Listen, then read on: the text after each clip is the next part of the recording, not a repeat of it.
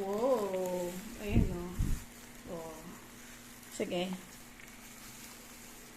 Parang puro buto lang ito ah. Meron ano siya oh. Pwede. Kailangan niyo lang, ang bango kasi ng amoy niya, so, yun.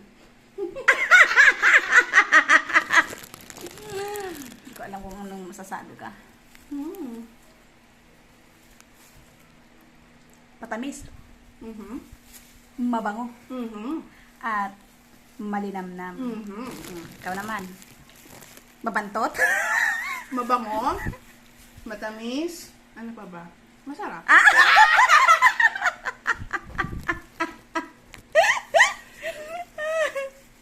Ay, nako.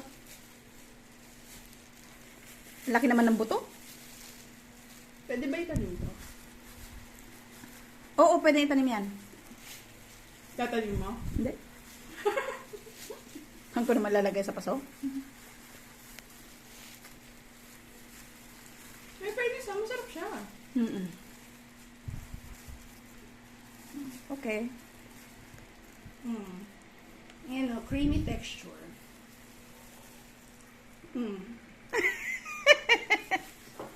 Sa totoo lang, hindi siya malaman. Malaki lang yung buto.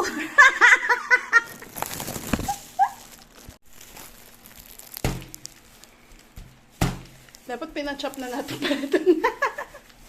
Ay, ko. Oo. Ouch. Delicate. Dahan-dahan. Kakain ka na nga lang eh. Pinaghiwa ka pa. Pinahirapan ka pa, di ba? Kaya nga eh. Mai-injured pa yata ako dito. Ay, ito na. Lumalabas na yung amoy niya. Ang bango! Ew! Ang bango! Dahan-dahan, te. Yun lang. Cut mo. Cut mo na lang yun.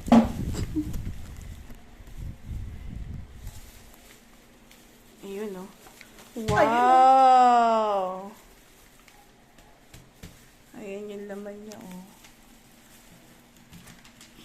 Ilan daw laman niya, sabi? Ah, meron nga, oh. Wow! So, may isa pa, ha? Dalawa. May malaki sa Malambot na siya kapag nasa, kapag nahiwa na. Ay, ang laki, oh. May isa pa yan. Malambot na pala siya. Yung matigas lang yung ano niya. Wow. So 4. 5. 5. Ay, 4. Okay, game. Game. Oh, stop lang. Sa totoo lang, hindi ko alam kung bulok o okay siya. Kasi sa amoy. Hindi pong nilagay mo sa labas ng bahay ninyo dahil sa amoy. Kaya nga panay ang meow ni George kagabi. Kala niya siguro kung ano yung mga antot na yun. Sabi niya, meow, meow, meow. Tapos kinakaladkad niya yung yung bintana. Hindi, tsaka yung binili natin to.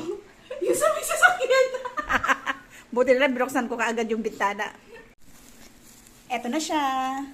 Kain na tayo. Ayun na.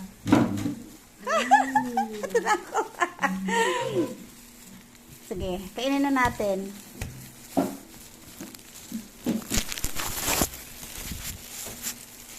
Honest review tayo, ha? Okay, sige. Wait.